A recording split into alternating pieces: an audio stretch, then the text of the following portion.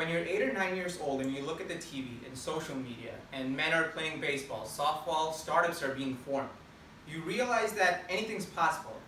And that is something we should never lose sight of, is that the inspiration and the permission to dream is huge. And just because we dreamt of ideal scenarios as a kid does not mean that it's simply unattainable as an adult. You see, dreams are simply an avenue for us to explore possibilities, but just because an idea seems far-fetched doesn't mean it's improbable. Dreams can transform into reality as long as we are willing to use our imagination. As a kid, I was always told actions speak louder than words, so I started doing everything instead of just dreaming it. We've all dreamt of our scenarios in our professions about work, school, relationships, physique, etc. We just need to act upon these ideas because the change is scary. It can further our own progress. In today's speech, I will be outlining my 3 main childhood dreams. 1 as a professional athlete, 2 as a teacher, and 3 as an entrepreneur. My first dream was that to be a professional athlete. Growing up in a baseball town and living around people who revered the Cardinals and the Blues, it was simply hard not to caught up in the environment. I always admired them because when I would go to the ballpark, and that admiration continued into my own life as well. For me, I was playing with my friends at school or with them at the park, and it simply gave me a sense of familiarity and comfort with the sport. This connection enabled me to continue being enthusiastic about it, and that was why I wanted to be a professional athlete as a kid. Moreover, as I matured, so did the concept of dreaming itself in my head. I wanted to be a teacher. See, as I progressed through the later stages of elementary school, I was told that being an athlete was great, but it was simply no good without academics.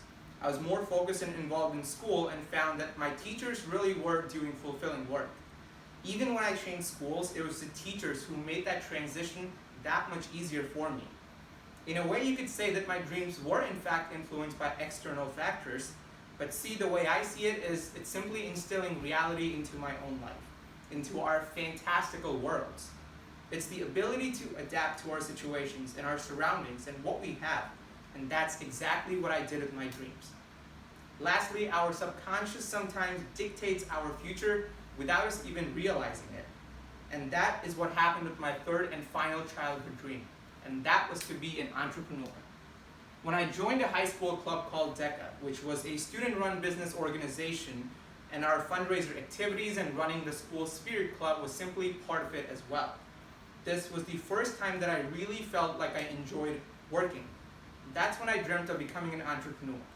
This was a purely intrinsic motivation to stay involved in this particular field. I found myself watching shows such as Shark Tank, and even though a lot of the concepts went right over my head and seemed far-fetched to me at the time as well, it was simply fun to watch. And as you can tell from my dreams, I only chased the ones that I was comfortable with. And this was definitely one of them. You see, as far as motivations go, I'm not a baseball player, I'm not an entrepreneur, nor am I a teacher. Yet, I am studying finance. I was a teaching assistant at one point in my life, and I did participate in softball intramurals as well. I guess the point that I'm trying to drive home is that we are simply responsible for creating and forming our own dreams. And as long as we give them any form, it simply does not have to be rigid. Because after all, they are our dreams. And just because one or all of them might not come to fruition just yet, it doesn't mean that we should simply stop actively pursuing them. So in conclusion, dreams are, yes, in fact called dreams. But what makes them reality is nothing but that imagination that makes them dreams in the first place. See, change might be scary in the first place, and that's one of the biggest reasons we fail not to pursue our childhood dreams.